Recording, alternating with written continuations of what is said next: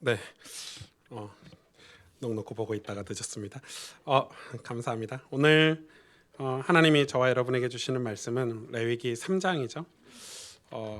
3장은 화목제에 관한 말씀이고 또 이 화목제에 관해서 이렇게 부연 설명이 되는 게 이제 레위기 7장이기도 한데 일단 오늘은 3장을 제가 대신 봉독해 드리겠습니다. 사람이 만일 화목제 제물을 예물로 드리되 소로 드리려면 수컷이나 암컷이냐 흠없는 것으로 여호와 앞에 드릴지니 그 예물의 머리에 안수하고 회막문에서 잡을 것이요 아론의 자손 제사장들은 그 피를 제단 사방에 뿌릴 것이며 그는 또 그 화목제 제물 중에서 여호와께 화제를 드릴지니 곧 내장에 덮인 기름과 내장에 붙은 모든 기름과 두 콩팥과 그 위에 기름 곧 허리 쪽에 있는 것과 간에 덮인 꺼풀을 콩팥과 함께 떼어낼 것이요 아론의 자손은 그것을 제단 위에 불 위에 있는 나무 위에 번제물 위에서 살을 찌니 이는 화제라 여호와께 향기로운 냄새니라. 만일 여호와께 예물로 드리는 화목제 제물이 양이면 수컷이나 암컷이나 흠없는 것으로 드릴지며 만일 그의 예물로 드리는 것이 어린 양이면 그것을 여호와 앞으로 끌어다가 그 예물의 머리에 안수하고 회막 앞에서 잡을 것이요 아론의 자손은 그 피를 제단 사방에 뿌릴 것이며 그는 그 화목제 제물 중에서 여호와께 화제를 드릴지니 그 기름 곧 미골에서 밴 기름진 꼬리와 내장에 덮인 기름과 내장에 붙은 모든 기름과 두 콩팥과 그 위에 기름 곧 허리 쪽에 있는 것과 간에 덮인 꺼풀을 콩팥과 함께 떼어낼 것이요 제사장은 그것을 제단 위에서 불사를 지니 이는 화제로 여호와께 드리는 음식이니라. 만일 그의 예물이 염소면 그것을 여호와 앞으로 끌어다가 그것의 머리에 안수하고 회막 앞에서 잡을 것이요 아론의 자손은 그 피를 제방 사단에 뿌릴 것이며 그는 그 중에서 예물을 가져다가 여호와께 화제를 드릴지니 곧 내장에 덮인 기름과 내장에 붙은 모든 기름과 그 콩팥과 그 위에 기름 곧 허리 쪽에 있는 것과 간에 덮인 꺼풀을 콩팥과 함께 떼어낼 것이요 제사장은 그것을 제단 위에 불사를 지니 이는 화제로 드리는 음식이 향기로운 냄새라. 모든 기름은 여호와의 것이니라. 너희는 기름과 피를 먹지 말라. 이는 너희 모든 처소에서 너희 대대로 지킬 영원한 규례니라. 아멘. 네. 이제 여러분 2019년도 몇 주 안 남았습니다. 네. 벌써 2020년이 곧 오게 되는데 오늘 이 레위기를 통해서 우리가 하나님 앞에 진짜 축복된 예배가 회복되기를 원하는데 우리 옆 사람 축복 한번 해주실래요? 우리 정말 축복된 예배를 회복하십시다 하고 축복 한번 해주세요. 네, 감사합니다. 감사합니다. 오늘 화목제에 관해서 이제 이 세 번째 제사인데 사실 이 소제나 화목제가 이렇게 두 번째, 세 번째 순서대로 이렇게 돼 있는 게 조금 의아하긴 합니다. 왜냐하면은 이 화목제도 이 속건제나 속죄제와 함께 드리는 제사였기 때문에 이 메인 제사는 아닙니다. 메인 제사는 아니고 소제도 이 화목제도 메인 제사는 아닌 거죠. 반드시 이 속건제나 뭐 속죄제 이런 제사들과 함께 드리던 이 제사이기 때문에 그렇습니다. 이 화목제는 이 제바의 쉐라밈이라는 이런 이 히브리어로 이렇게 돼 있는데 이 쉐라밈은 이 뭐에 이렇게 어원이냐면 우리가 늘 이야기하는 샬롬의 이제 어원인 거죠. 샬롬 평안하냐 이거의 어원이죠. 사실 우리나라 말도 유일하게 이스라엘의 인사와 우리나라 인사가 좀 비슷하죠. 이 샬롬과 안녕하세요 안녕과 좀 비슷합니다. 안녕은 뭐죠? 잘 죽지 않고 살았냐 이렇게 이 말이거든요. 왜 우리나라는 안녕하세요가 생겼죠? 옛날에는 밤새 안녕하셨습니까 이러죠. 밤새 안 죽었냐 이 말이죠. 왜냐하면 우리나라가 침략이 하도 많고 너무너무 많은 사람들이 죽어나가는 그런 어려운 이 시기를 살았기 때문에 이런 인사가 생겼고 이스라엘도 마찬가지죠. 샬롬이라는 단어 평안하냐 평안하지 않은 일이 너무 많은 거예요. 늘 전쟁 속에 늘 고난 속에 이스라엘 백성이 살았기 때문에 지금도 뭐 유일한 전 세계 분단 국가는 우리나라밖에 없고 또 전 세계 지금도 전쟁이 계속 끊이지 않는 나라가 이스라엘이잖아요. 뭐 가자 지구에서 뭐 늘 싸우고 전쟁하고 뭐 이러잖아요. 그러니까 이런 인사가 그런 환경에서도 생기는 것 같아요. 네, 여러분 안녕하세요 이렇게 인사 잘 하시길 바랍니다. 이 화목제는 말 그대로 이 평화와 안식을 위한 제사죠. 평화 그리고 샬롬, 이 화평, 이 평강 이런 걸 위한 제사라고 이렇게 기록이 되어 있습니다. 이 화목제는 다른 제사, 즉 죄 사함의 제사 있죠.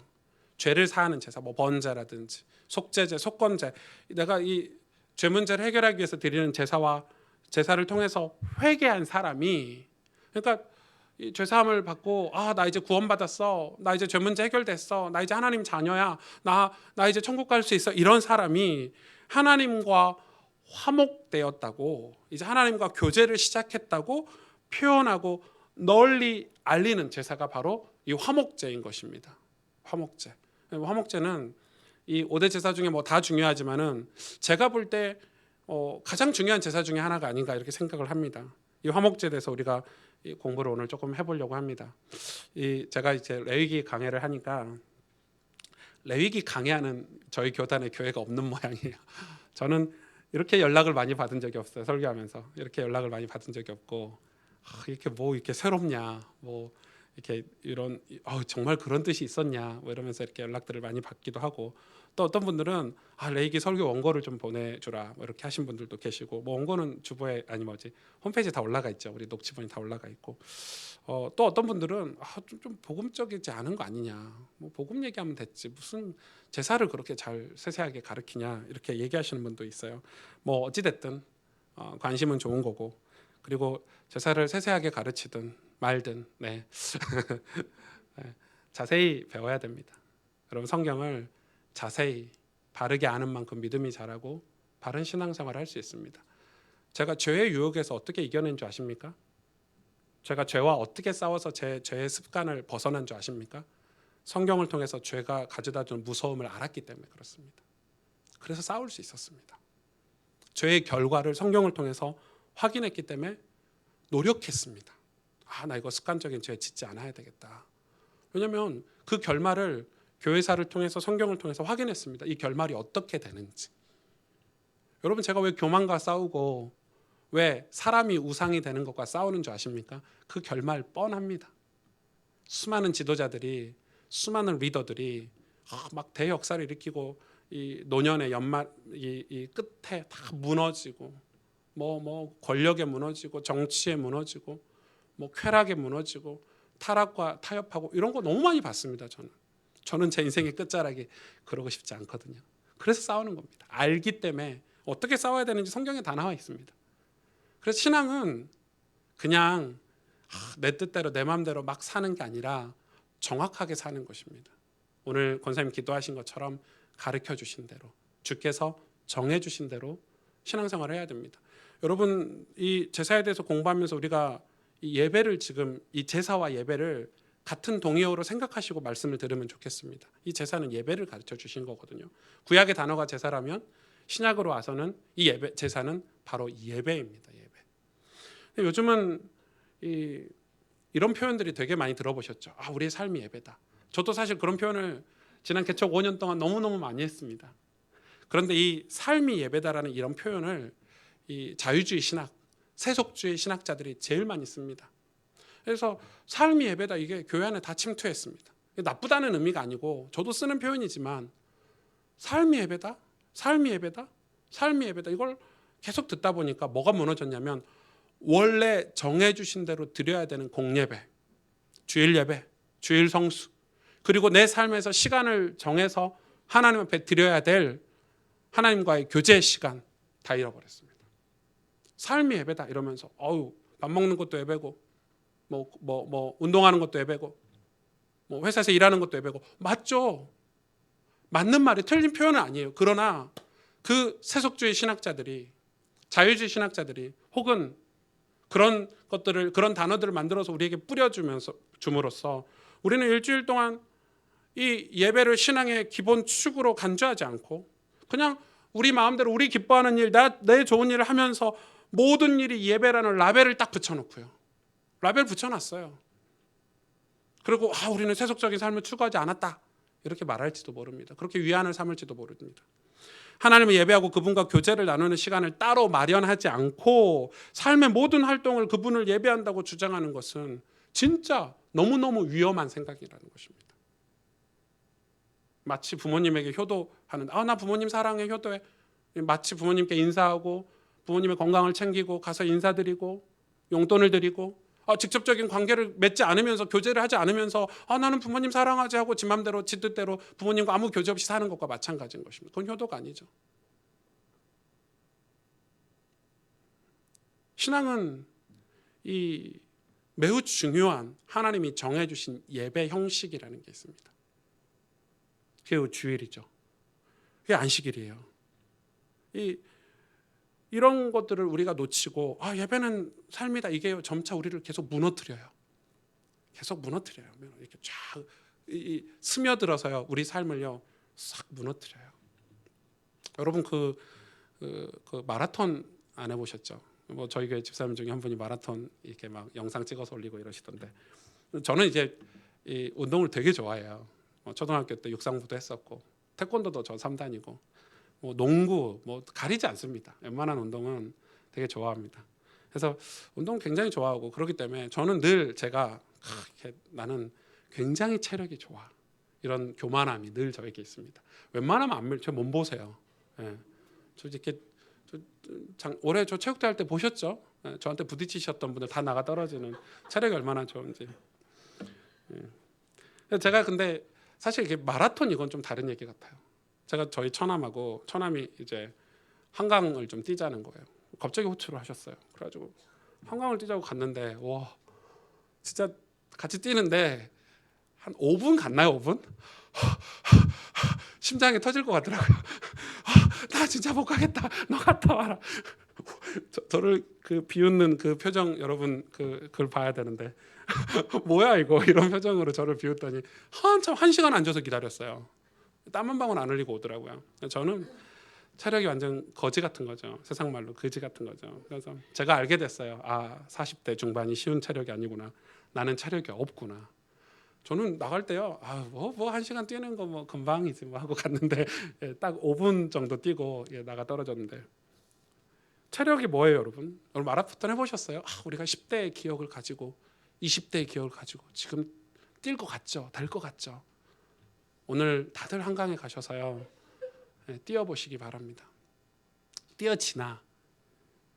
저는 이 마라톤이 우리의 예배, 주일 예배와 같다고 생각합니다. 오늘 우리 이렇게 뮤지컬하는 우리 은하 집사님도 계시는데, 집사님이 그 뮤지컬 이렇게 하신단 말이에요. 근데 그 사람들은 뮤지컬 하는 걸 보고 저 누구나 할 수 있어 이렇게 생각합니다. 저건 뭐 재능이 좋네. 그렇지 않아요. 밤새 몇 달을 연습을 해야 됩니다. 똑같은 걸 연습하고 또 연습하고 또 연습하고 또 연습하고 또 연습해도 올라가면, 그러면 공연에 무대 올렸으니까 연습 안 해도 됩니까? 아닙니다. 다 완벽하게 마스터했는데 또 연습합니다. 그래야 그 무대에서 하는 그 한 번의 공연을 제대로 할 수 있는 것입니다. 이게 마치 체력과 같은 건데, 제가 무슨 얘기하는지 이해가 가시겠습니까? 사람들이 주일 예배를 테스트를 해야 됩니다. 주일 예배는 우리의 체력과 같은 것입니다. 사람들은 나 은혜 받았지, 나 어렸을 때 은혜 받았지, 나 옛날에 은혜 받았지, 나 예수님 잘 알아. 막상 세상에서 내 체력이 떨어졌고 내 영적인 상태가 굉장히 나약해졌고 힘이 없어졌다는 사실을 사람들은 잘 모르더라고요. 그래서 주일날 예배 드리려고 하면은 어떻게 되는 거죠? 심장이 터질 것 같은 거죠. 좋게 말하면 예배 드리기 너무 귀찮고 가기 싫고 하기 싫고, 세상 일은 퍼펙트하게 준비하면서 주일을 거룩히 지키는 것은 힘들게 느껴지는 거예요. 왜죠? 영적으로 매우 허약해졌기 때문에. 허약하다는 거예요. 그 마음은 세상의 것을 추구하려는 속된 마음이 근본적인 원인이 되겠죠. 그걸 가지고 있으니까, 그런 세속성이 우리 속에 있으니까 우리의 마음과 우리의 영혼, 우리의 삶을 야금야금 갉아먹는 거예요. 나중엔 주의를 지켜야 되는 어떤 의무가 짜증나게 느껴지고, 그 세속성을 더 자극하고 악화시키는 그런 결과를 낳기도 합니다. 제가 이런 설교하면 되게 율법적이라고 하실 것 같은데, 제가 되게 잘 아는 개인적인 친분은 있는 건 아닌데, 제가 아는 젊은이가 있는데 어느 남자친구를 사귀더라고요. 근데 이 친구가 평소에 이런 아이예요. 저는 제자입니다. 이런 아이예요. 자기 입으로 저는 제자입니다. 그 친구 SNS에 가면 전부 성경 구절, 뭐 이렇게 오직 예수, 막 그리스도의 신실한 제자 이런 걸로 막 도배돼 있는 그런 친구예요. 아시겠죠? 어떤 모임도 다 오고 막 이런 친구예요. 그 친구가 남자친구를 사귀었는데 제가 몇 주 전에 좀 충격적인 걸 경험을 했어요. 그 남자친구하고 이렇게 여행을 가더라고요. 뭐 여행 갈 수 있죠. 여행 가는 게 문제는 아니죠. 근데 한 3박 4일 가는 거죠. 해외로. 좀 그것도 이상해요. 그것도 뭐 갈 수 있어요. 갈 수 있다고 생각해요. 그러나 그걸 버젓이 SNS에 이렇게 뭐 침대에서 둘이 찍은 사진 이런 걸 굳이 올릴 필요가 있을까요? 결혼 전에. 그것도 괜찮아. 근데 그걸 찍어서 올리는 날이 무슨 날이냐? 주일이에요. 아니 물론 신앙의 그 높낮이 수준에 따라서 이렇게 할 수도 있고 저렇게 할 수도 있죠. 제가 되게 상심이 되는 거예요. 되게 마음이 아프더라고요. 물론 내 새끼는 아니에요. 우리 교회는 아니지만 마음이 너무너무 아프더라고요. 그게 잘했다 잘못했다를 떠나서 그게 우리의 다음 세대의 모습이라는 거예요. 여러분 이게 제가 단지 예배 빼먹지 말라고 지금 얘기하는 것입니까? 단지 예배 잘 드려라 이 말이 아니잖아요. 우리는 하나님에 대한 어떤 신앙의 본질적인 사모함이 있는지, 하나님을 주인 삼고 그분을 섬기는 신앙의 본질을 가지고 있는지 생각해 봐야 돼요. 우리가 주일날 생계 때문에 일을 해야 되기 때문에 예배를 못 드린다면 어떻게 해야 돼요? 그러면 예배가 일이 끝나면 그 사모하는 마음으로 내 있는 곳에서 예배를 사모하고 말씀 듣기를 경청하고 하나님 앞에 회개하고 내가 하나님 앞에 온전히 예배드릴 수 있는 날들을 꿈꾸고 도전하고 준비해야 되는 게 정상이죠. 저는 그렇게 생각해요. 왜냐하면 우리가 구원받는다는 것 이건 진짜 놀라운 일이에요. 여러분 지금 우리가 천국과 지옥 이거 너무 쉽게 생각하지만 만약에 이 다음 세대가 여러분 자녀의 세대가 우리 다다음 세대가 교회가 없어지고 이런 신앙관이 없어지고 예배가 없어져서 여러분 자녀들이 복음을 못 듣는다고 생각해 보십시오. 그럼 지옥 가는데요. 여러분 지옥 가는 게 쉬운 일입니까? 여러분 자녀들이 지옥 가는 게 감당하기 쉬운 일입니까? 우리가 왜 피 흘려서 교회를 지키고 왜 피 흘려서 이 성경을 지키고 이 구원의 역사를 하나님 앞에 기도하고 있는 줄 아시죠? 그래요. 이 땅에 할 일이 많죠. 이 땅에서 우리가 해야 될 일이 너무 많아요, 솔직히. 그러나 이것보다 중요한 일은 없어요. 여러분 가족이, 여러분 부모님이 지옥에 간다고 생각해 보세요. 지옥은 한 번 가서 몇 년 있다 오는 곳이 아니라 거기 가면 끝이에요. 영원해요, 영원해요. 웨스터민스터 소요리 문답에 주일 예배, 안식일에 관해서 이렇게 요약해서 기록하고 있습니다. 안식일에는 온종일 거룩한 안식을 취하면서 불가피한 일이나 긍휼을 베푸는 일을 제외하고는 다른 날에 합법적으로 용인되는 세속적인 직업 활동과 오락까지도 모두 중단하고 공적으로나 사적으로 하나님을 예배하는 일에 시간을 온전히 바쳐 거룩히 지켜야 한다. 제 얘기가 아니라 웨스터민스터 소요리 문답의 예배에 관해서 이렇게 기록하고 있어요. 제가 왜 이걸 이야기를 하냐면 제가 지금 고민이 많거든요. 왜 교회가 이렇게 약화됐을까? 왜 예수 믿는 사람들이 세상에서 빛과 소금의 역할을 못하고 또 세상에 이렇게 죄가 관영하게 됐을까?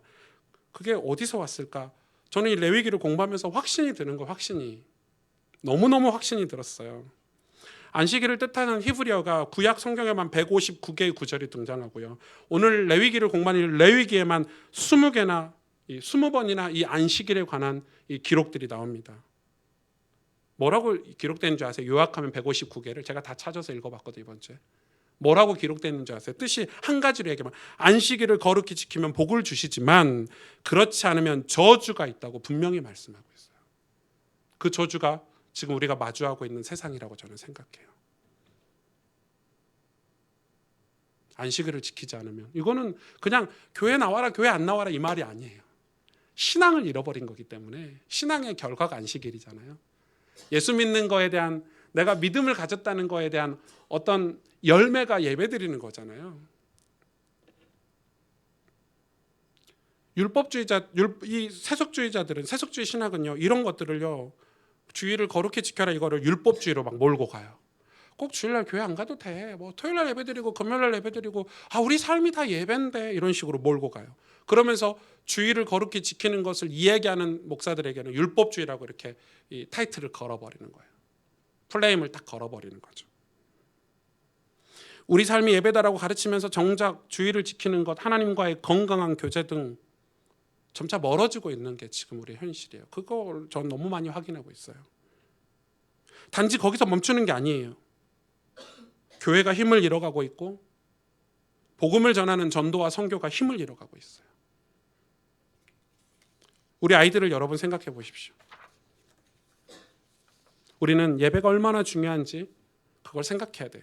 오늘 이 화목제물에서 그런 걸 좀 다루고 있는 거예요. 오늘 화목제물에서 이 세 가지 제물이 나오죠. 소와 양과 염소. 특이하게 다른 건 다 수컷으로만 드리는데 이건 암컷도 드려라. 단지 흠 없는 것만. 그래서 뭐라고, 소와 양과 염소 같이 큰 짐승을 드리는 제사예요. 뭐가 빠졌죠, 여러분? 비둘기가 빠졌죠. 왠 줄 아세요? 이 화목제는 이웃과 음식을 나누는 제사이기 때문에 비둘기 나눠 먹을 게 없잖아요, 여러분. 저는 어렸을 때 그 참새 이런 거 새총으로 잡아가지고 구워 먹어봤는데 정말 한입거리. 그래서 이 비둘기는 그래서 빠지게 된 거고요. 너무 쉽죠. 큰 짐승만 드리는 제사인 거예요. 왜? 이웃과 나눠 먹는 거예요. 그 의미를 오늘 좀 알아야 될 것 같고요. 자, 근데 이 화목제물을 드리는데 소와 양과 염소를 잡아서 딱 세 부류와 나눠 먹는 거예요. 하나님의 몫이 있고 제사장의 몫이 있고 그리고 이웃들의 몫이 있는 거예요. 자, 첫 번째 보실래요? 레위기 3장 3절에 4절에 그는 또 화목제 제물 중에서 여호와께 화제로 드릴지니 곧 내장에 덮인 기름과 내장에 붙은 모든 기름, 두 콩팥과 그 위의 기름, 곧 허리 쪽에 있는 것과 간에 덮인 꺼풀과 콩팥과 함께 떼어낼 것이요. 자, 보세요. 하나님께 드릴 것은 딱 정해주셨어요. 기름, 내장에 덮인 기름, 내장에 붙은 기름, 콩팥과 그 위에 기름, 허리 쪽에 있는 기름, 간에 덮인 꺼풀과 그 콩팥과 함께 떼어낼 것이요. 이렇게 기름들. 여러분 상상해 보세요. 큰 짐승을 잡아서 간에 있는 기름을 떼기 위해서 얼마나 번거롭겠어요. 그리고 이 기름은, 이 안에 있는 기름은 주로 다 깊숙한 곳에 있어요. 그러니까 이 짐승을 샅샅이 잘라가지고 안에 저 깊은 곳까지 다 건져내가지고 그 기름만 살짝 도려내는 거예요. 왜? 하나님 다른 거 받으시면 큰일 나요. 이 기름을 이 내장이랑 섞이면 안 되는 거예요. 얼마나 정성을 들여서 기름을 딱 끄집어내서 하나님이 명령하신 그 기름만 딱 하나님 앞에 드리는 거예요. 콩팥도 마찬가지예요. 가장 중요하고 안에 깊이 있잖아요. 여러분 그 콩팥이라든지 췌장 이런 거는 늘 암 검사를 하시기 바랍니다. 안 보여요. 느끼질 못해요. 깊이 있기 때문에. 이 번거로운 과정을 거쳐서 하나님 앞에 이 기름을 하나님 앞에 드린다. 이게 뭐예요? 이거 뭘 상징하죠? 우리의 중심을 상징해요. 우리의 마음의 중심. 하나님이 이 다윗에게 이 얘기하셨죠. 나는 네 속 중심을 보는 하나님이다. 우리가 하나님 앞에 드릴 때 감사해, 구원받은 우리가 왜냐하면 이 전제가 있죠. 속건제, 속죄제를 드리고 나서 드리는 화목제사니까 이미 죄사함 받은 우리가 하나님께 드릴 수 있는 것은 가장 좋은 거를 드린다, 가장 깊이 있는 걸 드린다, 이런 의미도 있지만 지금 이 시대, 신약 시대 와가지고 저와 여러분 시대 하나님 받으시는 것은 우리의 중심을 받으신다는 거예요. 우리 속에 가장 깊이 있는 곳에 감사가 있는지, 진짜 구원의 감격이 있는지. 여러분 그런 사람이 진짜 신앙인 아닙니까?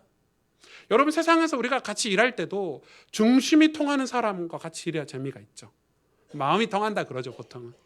아니 같이 호흡을 맞춰도 마음이 통하면 눈빛만 봐도 이 사람이 실수해도 괜찮고 이 사람이 좀 잘났어도 괜찮은 거예요. 중심이 통하니까. 그런 사람과 함께 일하면 너무 기분이 좋아요. 힘든 일도. 하나님도 마찬가지인 거예요. 우리의 뭘 받으시겠냐? 네 속 가장 깊숙이 있는 중심을 받으시겠다. 화목제사예요. 가장 첫 번째예요. 하나님의 몫이에요. 16절에서 17절에 뭐라고 기록되어 있습니까?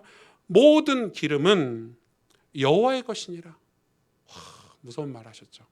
너희는 기름과 피를 먹지 말라.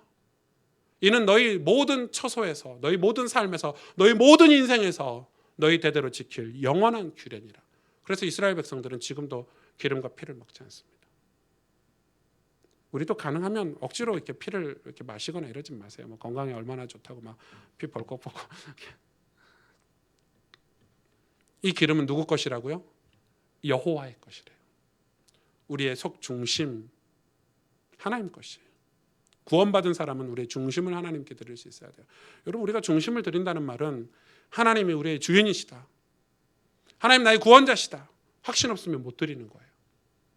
나를 드리는 건데, 오승수라는 사람을 완전히 다 하나님께 드리는 건데, 이거는 믿음 없으면 절대 못 드려요. 구원의 확신 없으면 절대 하나님께, 하나님이 내 인생의 생사화복의 주관자시고 나를 살리기도 하시고 죽이기도 하시는 그 하나님이라는 믿음이 있어야 하지만이 나라는 사람을 그냥 하나님께 다 드려버릴 수 있어요. 서원할 수 있어요. 다 맡기는 거예요. 아, 내 인생 하나님 것입니다. 난 당신의 것입니다. 마음대로 하세요. 드렸다는 증거가 뭐냐면, 마음대로 하셨는데 고난이 오면은 왜 이러냐고 하나님 이러죠. 다 드렸는데 왜 고난이 오는데 여러분 불평하십니까?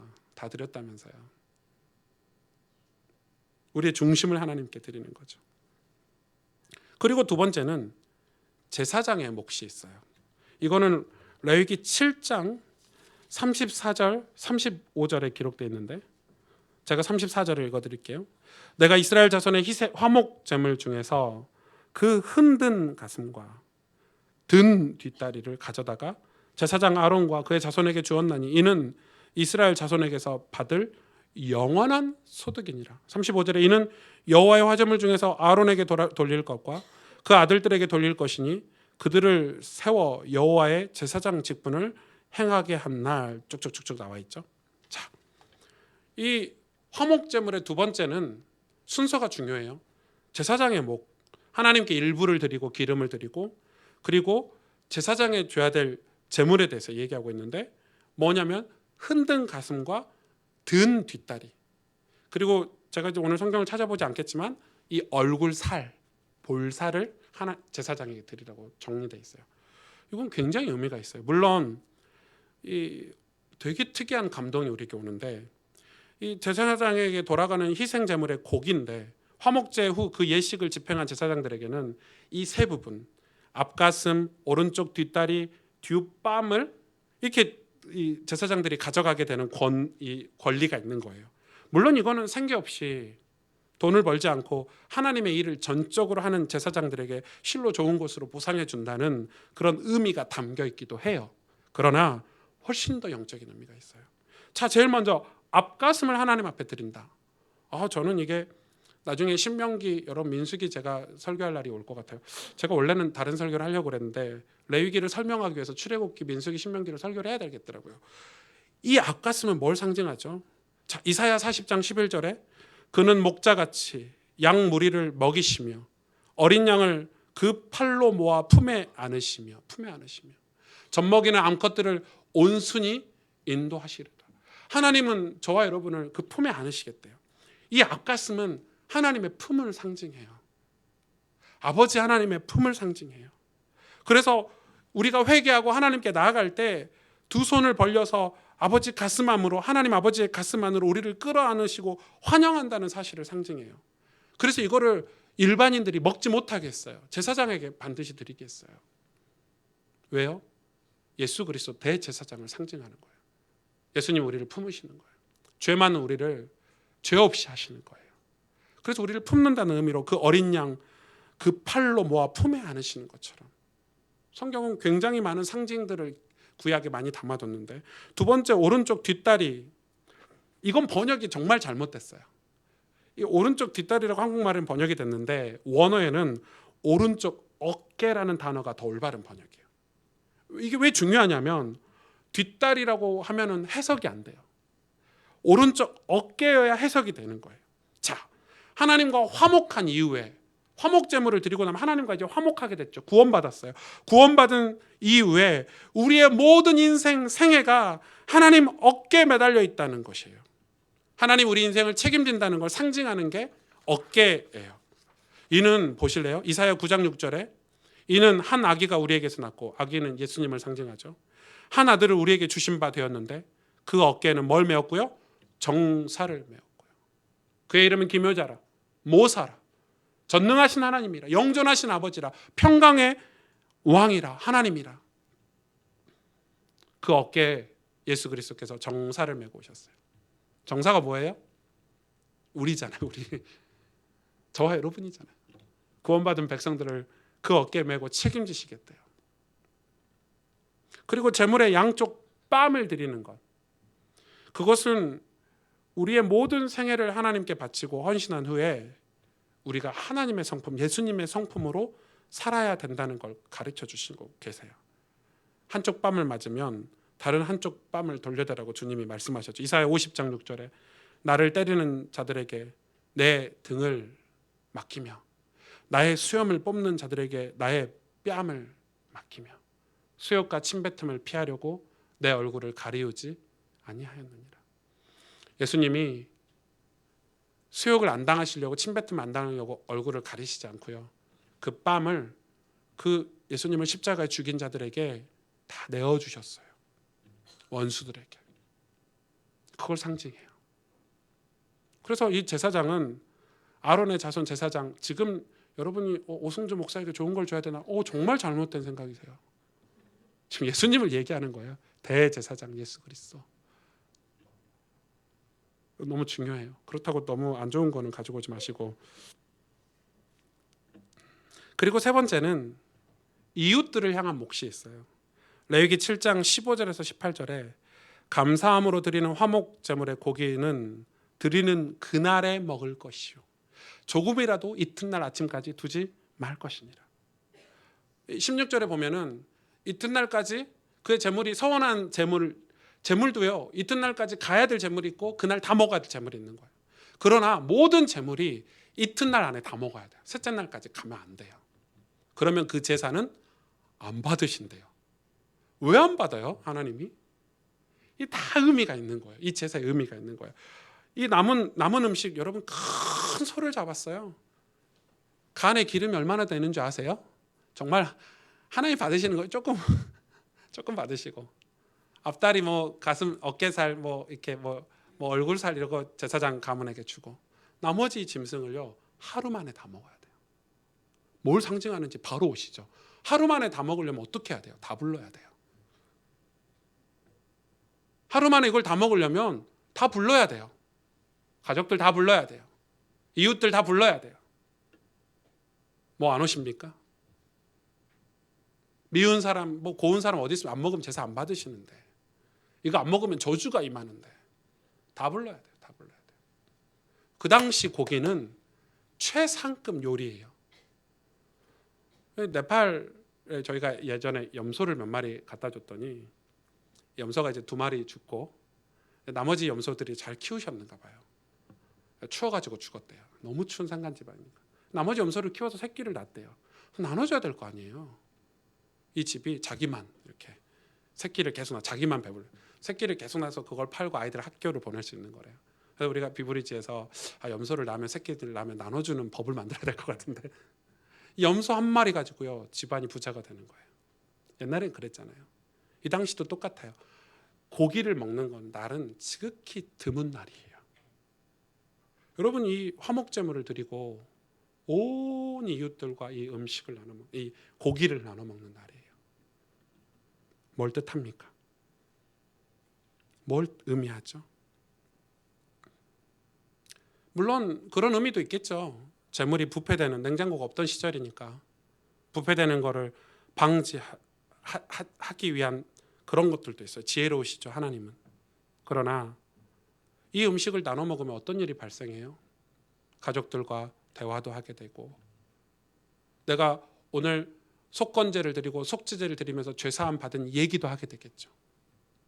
나 오늘 성령이 내게 임하셨어. 하나님 말씀을 이렇게 깨달았어. 야, 나 구원받았어. 이걸 말해야겠죠. 아니, 고기 나눠주는데 야 먹어. 이렇게 하는 사람이 있겠어요? 도대체 고기를 왜 주냐? 나 오늘 화목제사 드렸어. 하나님과 화목하게 되었어. 여러분, 진짜 구원의 잔치가 벌어지는 거예요. 영적인 잔치가 벌어지는 거예요. 여러분, 우리가 구원의 은혜가 임하면 우리 이웃에게 말하게 돼 있어요. 그렇죠? 내가 예수님이 너무 좋으면, 내가 구원받은 게 너무 감격스러우면 말하지 않고 견딜 수가 없어요. 그게 이 화목제예요. 그래서 화목제는 비둘기 같은 걸 드리지 않았어요. 비둘기 뭐 나눠 먹을 게 있습니까? 큰 짐승들을 잡아서 수컷 암컷 상관없이 잡게 하셨어요. 유일하게 이거를 다 하루 만에, 이틀 만에 나눠 먹게 했어요. 또 하나 상징이 있죠. 이걸 나눠 먹는데 3일째 왜 못 먹게 했을까요? 예수님께서 3일에 부활하실 것을 상징하기 때문에, 십자가를 상징하는 거예요. 온 식구들이 예수 그리스도의 메시아의 죽음을 통해서 그의 살을 먹고 그의 희생에 동참함으로 살게 되었다는 사실을 이스라엘 백성들에게 가르치기 위해서 이 희생 제사를 너무너무 구체적으로, 그래서 이 화목제를 드리고 난 날은 우리가 이틀 동안 고기를 먹을 수 있구나. 3일째부터 못 먹는 거예요. 이 화목제가 뭐다는 것을 이스라엘 백성에게 완전히 각인시키시는 거죠. 너희가 나중에 십자가 사건을 통해서 예수 그리스도의, 그래서 지금 화목제가, 제일 좋은 화목제가 우리에게 내려온 전통 중에 전통이 뭐죠? 뭐예요? 성찬식이잖아요. 예수님의 살을 먹고 예수님의 피를 마시잖아요. 그게 화목제예요. 우리가 그걸 교제하잖아요. 십자가 사건을 잊지 말라는 거예요. 너희가 그 살을 먹어야 너희도 그 하나님의 화목에 동참할 수 있고 너희도 구원받을 수 있다는 사실을 이해하고 있는 거예요. 이처럼 구약 성경은 여러 가지 제사와 이런 법들을 통해서 예수 그리스도의 구원을 우리가 이해할 수 있도록 설명하고 있는 거예요. 신명기 12장 5절에서 7절에 오직 너희의 하나님 여호와께서 자기의 이름을 두시려고 너희 모든 지파 중에 택하신 곳인 그 계실 곳으로 찾아 나아가서 너희의 번제와 너희의 제물과 너희의 11조와 너희 손의 거제와 너희의 서원제와 낙헌 예물과 너희 소와 양의 처음 난 것들을 너희는 그리로 가져다가 드리고 거기 곧 너희의 하나님 여호와 앞에서 먹고 너희의 하나님 여호와께서 너희의 손으로 수고한 일에 복 주심으로 말미암아 너희와 너희의 가족이 즐거워할지니라. 아멘. 이 화목제물이 뭐라고 성경은, 신약 성경 히브리서에 상징하고 있죠? 바로 예수 그리스도가 우리의 영원한 화목제물이 되셨대요. 시편 56편 12절에서 13절에 하나님이여 내가 주께 서원함이 있사온즉 내가 감사제를 주께 드리리니 주께서 내 생명을 사망에서 건지셨습니다. 여기서 이 감사제는 히브리어 보니까 화목제를 이야기하더라고요. 같은 단어예요. 주께서 나로 하나님 앞 생명의 빛에 다니게 하시려고 실족하지 아니하게 하지 아니하셨나이까. 그러니까 우리가 영원한 우리의 인생 가운데 실족하지 않고 하나님 앞에서 생명의 빛에서 사망에서 우리를 건지셔서 그 하나님 앞에서 살도록 만드신 그 감사함으로 하나님 앞에 서원하면서 드린 제사가 바로 화목제인 거예요. 이 화목제 제물 누가 먹어야 되는지 이게 너무너무 정확하죠. 그리고 이 화목제는 이 고백제라고도 하고 자원제, 낙헌제, 낙헌 예물이라. 낙헌은 즐거울 낙자 아닙니까? 즐거워하는 거예요. 내가 자원해서 즐거움을 이웃들과 음식을 나누고 이런 거거든요. 그러니까 서원제 이렇게 세 가지 내용으로 화목제를 드렸는데 너무너무 중요해요. 자, 여러분 저를 보세요. 이제 오늘 말씀은 사실 너무 간단한 말씀이기도 해요. 제가 속건제를 드리고 속죄제를 이제 다음 주 그다음 주 설명을 하겠죠. 죄사함을 받았어요. 구원을 받았어요. 넘치는 은혜가 있어요. 그래서 드리는 게 화목제예요. 그러니까 여러분 우리가 지금 정말 회복돼야 되는 게 뭐예요? 하나님과 화목이에요. 누가요? 하나님과 누가 화목할 수 있어요? 구원받은 사람이에요. 구원받지 않은 사람은 하나님과 화목할 자격 자체가 없어요. 아니 내 아들 내 딸이어야 나와 화목할 수 있고 내 기업을 물려받을 자격이 되듯이 하나님의 축복을 받을 사람은, 하나님의 복을 받을 사람은 구원받지 않으면 복을 받을 수 없어요. 그런데 그 구원으로 우리가 소제를 드리고 그 구원을 잊지 않으려고 우리가 이런 제사를 드린 우리가 화목제를 드리는 건 뭐예요? 그 구원받은 것을 정확하게 확인하고 사람들에게 공포하는 거예요. 자, 그런데 보세요. 여기서 제사장이 나오죠. 제사장은 예수 그리스도. 예수 그리스도는 뭘 상징해요? 교회를 상징해요. 하나님과 교회와 그리고 우리 이웃들, 영혼들을 이야기하는 거예요. 화목제는 우리 삶 속에서 반드시 필요한 거예요. 저는 요즘 이 전도에 대해서, 선교에 대해서 많이 고민을 해요. 저는 전도를 약간 이 큰 포괄적인 개념으로 여러분에게 설명을 하고 있고, 저도 전도는 그런 거라고 생각해요. 우리 삶이 변화되고 내가 그릇을 준비해서 큰 전도를 하고 싶은 마음이 있어요. 그러나 또 한편으로는 성경에 보니까 내 입술로, 내 고백으로, 내 마음의 고백으로 전도를 하기도 해요. 그렇죠? 그 전도가 지금 사라지고 있잖아요. 내가 너무 구원받아서 감사해서, 죄사함 받아서 너무너무 감사해서 내가 우리 가족들에게 진짜 내가 예수님 믿고 이런 죄사함을 받았다, 나 하나님과 화목하게 되었다라고 음식을 나눈 것처럼 내 안에 있는 은혜를 나눈다. 그게 화목제예요. 근데 우리가 지금 그게 사라졌어요. 심지어 가족들과도 그걸 나누지 않아요. 여러분 자녀들이 교회 갔다 오면, 야, 교회 갔다 왔냐? 예배 잘 드렸지? 헌금했냐? 네, 그래. 이 아이가 지금 성령이 역사하셨는지 이 마음에, 이 아이가 지금 하나님의 은혜를 받았는지 안 받았는지 확인도 안 하는 세대예요. 이제는 부부 사이도 그걸 확인하지 않아요. 영적으로 이렇게 병들 수가 없어요. 이 구원의 감사와 감격을 확인하지 않아요. 왜 확인 안 하죠? 나도 그걸 경험해보지 못한 시대를 살고 있으니까. 저는 진짜 기도하는 게 있어요. 우리 예배, 가스펠교회 공예배, 하나님 기름 부어주시지 않으면 저 목회 못합니다. 하나님 진짜 성령의 기름을 부어주시지 않으면 저 목회 못합니다. 목회해서 뭐합니까? 저 몇백만 원 월급 받으려고요? 제가 이번 주에 하나님께 기도했어요. 정말 기름 부어주시지 않으면 이곳에 오는 자들이 구원을 받고 여기서 하나님을 만나고 예수 그리스도를 만나고 우리 안에 구원의 감사가 생기고 죄에 대해서 회개함이 생기고 우리 찬양 고백했던 것처럼 빛이 임하고 정말 그 감사가 주체할 수 없을 만큼 그 구원의 감사가 너무너무 좋아서 정말 행복하고 기쁨이 넘치는 그런 예배 하나님 만들어주세요. 저 그거 안 해주시면 저 목회 못해요. 하나님 도와주세요. 여러분, 그런 은혜가 우리 가정에게 이야기가 되고 퍼져가고 내 친구들에게 이야기가 되고. 그런데 지금은요, 예수 믿는 사람들이 불신자 눈치 봐요. 불신자들이 하는 얘기들 뻔한데 눈치 봐요. 교회 다닌다는 말도 못할 뿐더러, 예수 믿는다는 말도 못할 뿐더러 내 안에 이 예수 그리스도에 대한 그 감사와 감격을 말하지 못해. 왜요? 내 삶이 변화되지 않았어요. 소재가 없어요. 그러니 이 그릇된 삶이 내 안에 있는 예수 그리스도의 은혜를 전달하는데 엄청난 걸림돌들이 되는 거예요. 그래서 이제는 안 하기 시작해. 안 하다 보니 다 무너졌어요. 내 삶이 예배다. 말도 안 되는 소리 하지 말라고 그러세요. 내 삶이 예배예요. 여러분, 우리가 죄 짓는 삶이 예배입니까? 하나님 없이 사는 삶이 예배입니까? 예배는 제대로 드려야 돼요. 내 안에 있는 기름을 다 꺼내가지고 다 번거롭게.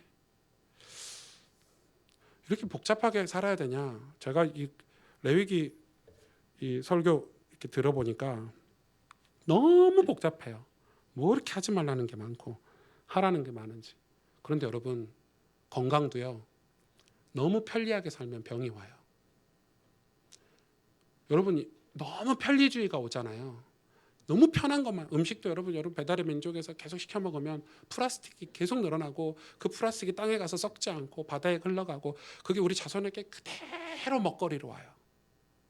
너무너무 편리하게 살면 우리가 곧 죽어요. 여러분 장바구니 들고 앞에 슈퍼는 좀 걸어가세요. 100m 슈퍼 가는데 다 차 끌고 가죠. 그것도 귀찮아서 주문해. 우리는 어떻게 해요? 걷지 않고 호흡하지 않고 병들어요. 놀랍죠. 경건을 이야기할 때도 신앙은 불편하게 해야 된대요. 여러분 기도할 때 무릎 꿇어보시라니까요. 시간 정해놓고 성경 읽어보시라니까요. 얼마나 번거롭고 하기 싫고 귀찮고. 그래서 우리가 편리한 걸 쫓아가다 보면 우리 영은 병들어요. 기억하고 계셔야 돼요. 신앙은 번거롭고 복잡하지만 하나님이 정해주신 대로 해야 되는 거예요. 레위기 7장 19절에 이렇게 말씀하고 있어요. 그 고기가 부정한 물건에 접촉되었으면 먹지 말고 불사를 것이라. 먹지 말래요. 그 고기는 깨끗한 자만 먹을 것이니. 야, 저는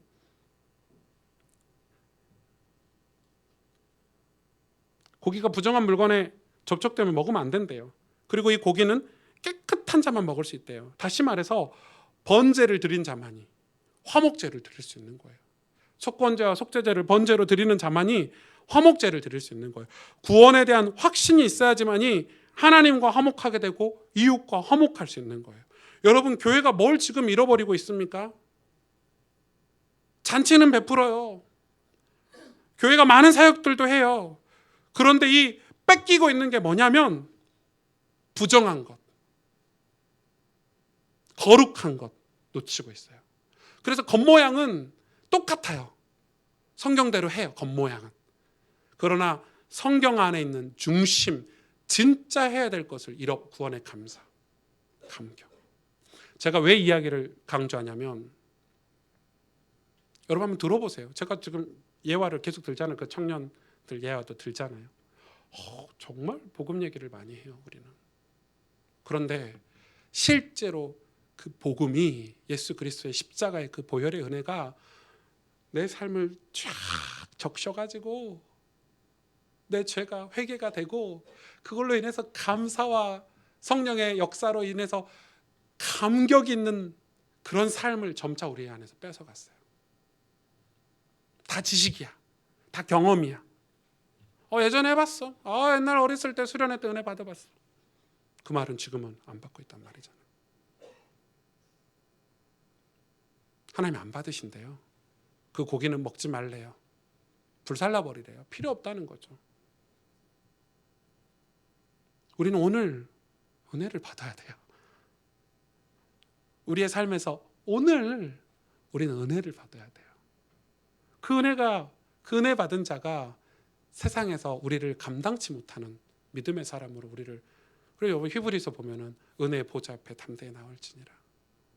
그 화목제물 대신 예수 그리스도로 말미암아 우리가 은혜의 보좌 앞에 담대히 나갈 수 있게 되었다. 이렇게 설명하고 있는 거예요. 너무너무 중요하죠. 이 화목제는 이스라엘 백성에게 잔칫날이라고 해요. 우리에게도 잔칫날이죠. 영혼의 잔칫날. 주일이에요, 주일. 은혜를 나누고 내 죄를 회개한 것에 대한 기쁨을 나누고 예수님을 따라서 신앙생활하는 것에 대한 기도 제목을 나누고 잔칫날이에요, 잔칫날. 영혼의 잔칫날. 구원받은 하나님 백성이 베푸는 잔치가 바로 화목제예요. 영적인 잔치죠. 날마다 하나님께 내 중심을 드리고 교회, 예수 그리스도를 향해서 헌신의 삶을 살고 그리고 우리 이웃과 풍성한 이 생명의 복음, 십자가의 그 보혈의 은혜를 나누는 영적인 잔치가 화목제다. 여러분, 이 화목제가 우리 삶에 회복되기를, 우리 교회 예배 가운데 회복되기를 주님의 이름으로 축복합니다. 기도하겠습니다.